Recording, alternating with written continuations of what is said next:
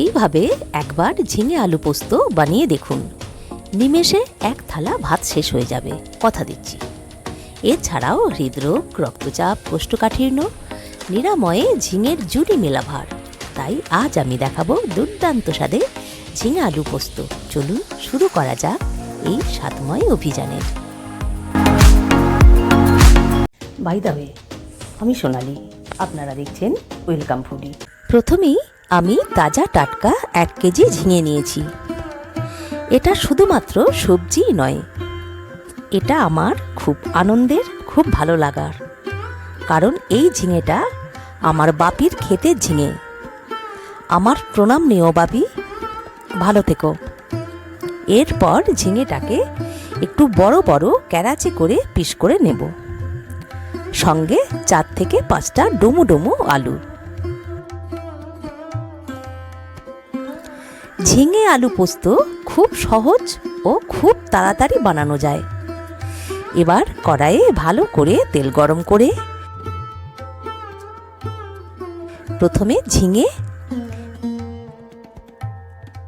3 থেকে 4 মিনিট হেলিনি করে, পরে আলুগুলো সঙ্গে দিয়ে আরও 2 থেকে 3 মিনিট হেলিনি করে একটা প্রেসার কুকারে ঢেলে দেব। আর দেব স্বাদ মতো লবণ। তবে এই রান্নাতে কোনো রকম জল ব্যবহার করব না, ঝিঙে থেকে এমনিতেই জল বার হয়। এবার একটা সিটি দিয়ে রেখে দেব।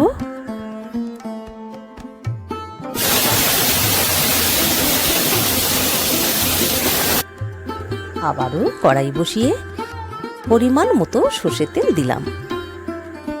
সর্ষের তেল গরম করে আর দিলাম একটা শুকনো লঙ্কা, হাফ টিস্পুন কালো জিরে। 30 থেকে 35 সেকেন্ডের পর 4 থেকে 5টা কাঁচা লঙ্কা, হাফ থেকে 1 ইঞ্চি আদা, হাফ টিস্পুন জিরে দিয়ে পেস্ট দেব।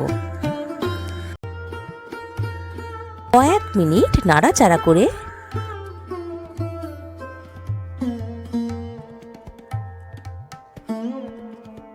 হাফ টিস্পুন গুঁড়ো লঙ্কা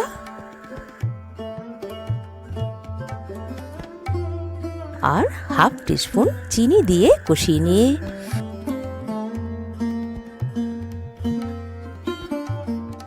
সিদ্ধ করা ঝিঙে আলু কড়াইয়ে ঢেলে দেব। একটু ঢাকা দিয়ে জলটা মেরে নেব।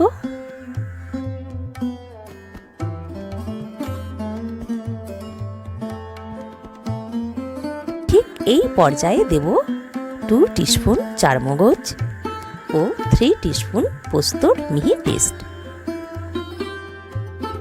তবে বাড়িতে যদি চারমগজ না থাকে অসুবিধা নেই, শুধু না ভেজে কাঁচা পোস্ত দিলেই হবে, টেস্টের কোনো তারতম্য হবে না। চারমগজ দিলে গ্রেভিটা ঘন হয়। এবার নামাবার আগে 4টে কাঁচা লঙ্কা চেরা ও 1 টিস্পুন সর্ষের তেল দিয়ে ঢাকা দেব। তৈরি হয়ে গেল অনবদ্য স্বাদের ঝিঙে আলু পোস্ত।